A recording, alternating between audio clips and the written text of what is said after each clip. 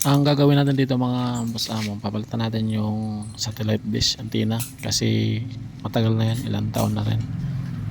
Kinalawang na yung LNB arm kaya wala na siyang signal, hindi na makasagap ng signal dahil disalign na ang kanyang LNB arm. Kaya ang gagawin natin, papalitan natin ng bagong antenna. Medyo mataas ang napagkabitan ng unang nagkabit nito na antenna, kaya yung dala natin ladder, ginawa natin ladder, kulang, hindi umabot. Buti na lang meron silang yung kahoy. Ayan, kung mapapansin natin mga boss amo, dinugtong na lang natin yung ating GI na ladder, yung ginawa natin, pinagdugtong lang natin, tapos yung kahoy na yan na nagdanan para umabot kasi napakataas. Kulang yung natin, tungtungan ladder. Wala rin tayong helper. Ito solo lang. Ayan, pati na siya, naghiwalay na. Pinalitan natin ng bago. Ito sobrang luma na yan. Ganyan ang nangyayari pag luma na ang antenna, na babaklas sa kanyang arm.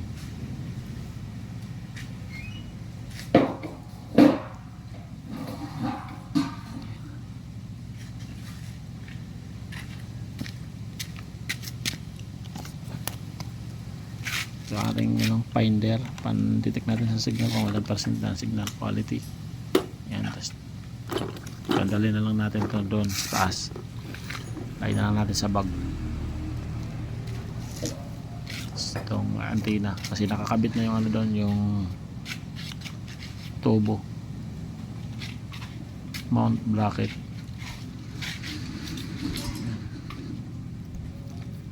Bali naglagay nga pala tayo dyan ng yung cable wire, RG6 cable wire pinaka natin, guide natin, pinakahawakan pag akyat.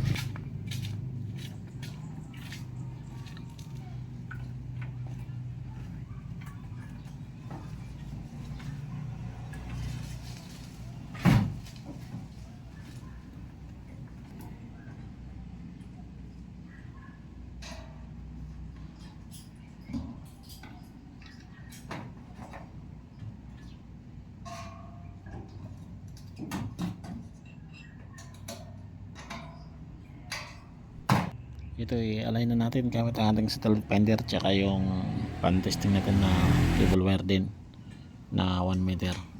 Kapag nakasagap na ng signal, tsaka naman natin ikabit yung cable wire na galing sa box receiver papunta rito sa antenna. Kasi dito sa ating finder nakikita natin dito kung ilang percent na ang signal quality habang ina-adjust yung satellite dish antenna.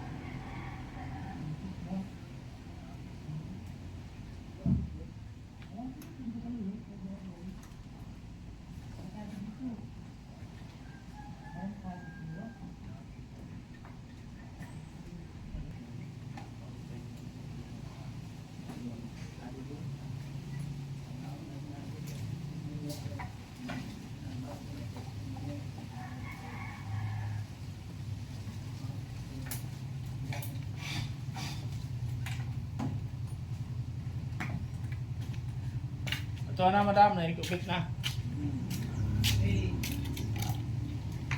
I-check mo na hindi siguro. Kukuhan na ito, may ano ito. May pangin. Uulit ako muna pa. Matapos hindi ba? Sige, tara, testing ka.